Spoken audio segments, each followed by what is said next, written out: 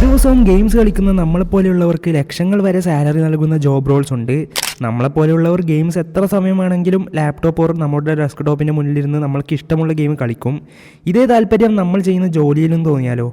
നമ്മൾക്ക് ഈ ഗെയിംസിൽ താല്പര്യമുള്ളത് കൊണ്ട് തന്നെ ഈ ഗെയിമിംഗ് ഫീൽഡിലും മറ്റു ഫീൽഡിലുമായിട്ട് കുറേ ജോബ്സ് ഉണ്ട്.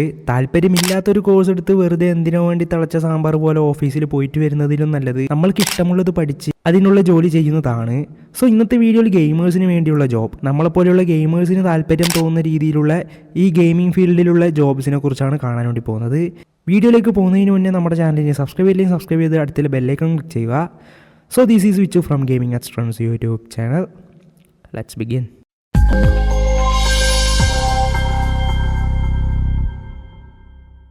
ഗെയിം ടെസ്റ്റർ അല്ലെങ്കിൽ ക്വാളിറ്റി അഷ്യൂറൻസ് ടെസ്റ്റർ. ഇത് ഗെയിമിംഗ് ഇൻഡസ്ട്രിയിൽ വൺ ഓഫ് ദി ഇമ്പോർട്ടൻ്റ് ആയിട്ടുള്ള റോൾ തന്നെയാണ്.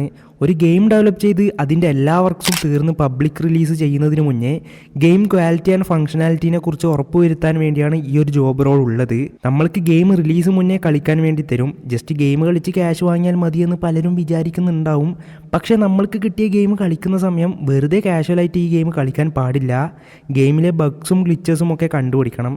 ആക്ച്വലി നമ്മൾ ഗെയിം കളിക്കുമ്പോൾ നമ്മുടെ ഫോക്കസ് ഉണ്ടാവേണ്ടത് ഗെയിം എൻജോയ് ചെയ്യുന്നതിലല്ല, മറിച്ച് ഗെയിമിലെ ഗ്ലിച്ചസ്, ബഗ്സ്, ഗ്രാഫിക്സ്, പിന്നെ വേറെ എന്തെങ്കിലും പ്രശ്നം ഗെയിം പ്ലേനെ എഫക്റ്റ് ചെയ്യുന്നുണ്ടോ അല്ലെങ്കിൽ വേറെ രീതിയിൽ ഗെയിമിനെ എഫക്റ്റ് ചെയ്യുന്നുണ്ടോ എന്ന് നമ്മൾ കണ്ടുപിടിക്കണം. ബഗ്സ് ഗെയിമിനെ ചെറുതായിട്ടും എഫക്റ്റ് ചെയ്യും, അതേസമയം കംപ്ലീറ്റ് ആയിട്ട് അൺപ്ലേയബിൾ ആയിട്ടുള്ള സ്റ്റേജിലോട്ടും കൊണ്ടെത്തിക്കും. സൈബർ പങ്ക് കളിക്കാൻ കിട്ടിയ ഗെയിം ടെസ്റ്റർ ആ സമയത്ത് എന്താണാവോ ചെയ്തത്? സോ നമ്മളിപ്പം ഒരു ബഗ് കണ്ടെത്തിയാൽ അത് റിപ്പോർട്ട് ചെയ്യണം. റിപ്പോർട്ട് ചെയ്യണമെന്ന് പറയുമ്പോൾ സർ കാർ ഓടിക്കുമ്പോൾ ബ്രേക്ക് കിട്ടുന്നില്ല എന്ന് പോയി പറയാൻ പറ്റില്ല. അതൊരു പ്രോപ്പർ ഡോക്യുമെൻ്റ് ആക്കണം, റിപ്പോർട്ടാക്കി വേണം കൊടുക്കാൻ. ആ റിപ്പോർട്ടിൽ ഗെയിമിൻ്റെ വേർഷൻ, ഏത് സ്ഥലത്താണ് ആ ബഗ് വന്നത്, പിന്നെ സ്ക്രീൻഷോട്ടോ ഇല്ലെങ്കിൽ മറ്റുള്ള ഫോട്ടേജോ കൊടുക്കണം. എന്നാലേ ഡെവലപ്പേഴ്സിന് പെട്ടെന്ന് ആ ബഗ്ഗോ ഗ്ലിച്ചോ ഫിക്സ് ചെയ്യാൻ പറ്റൂ. ഇത് ഡെവലപ്പേഴ്സിൻ്റെ കയ്യിൽ കിട്ടി ഡെവലപ്പേഴ്സ് അത് ഫിക്സ് ചെയ്തതിന് ശേഷം റീടെസ്റ്റിന് പിന്നെയും ആ ഒരു ഗെയിം നമ്മൾക്ക് കിട്ടും. ഇത് കൂടാതെ regression testing, user experience feedback, compliance testing എന്നിങ്ങനെ വേറെയും റെസ്പോൺസിബിലിറ്റീസ് നമ്മൾക്ക് ലഭിക്കും. ഒരു ഗെയിം കിട്ടിയാൽ എത്ര സമയം വേണമെങ്കിലും ഇരുന്ന് കളിക്കും എന്നുള്ളവർക്ക് ഈ ഒരു ജോബ് റോളിന് അപ്ലൈ ചെയ്യാൻ പറ്റുന്നതാണ്.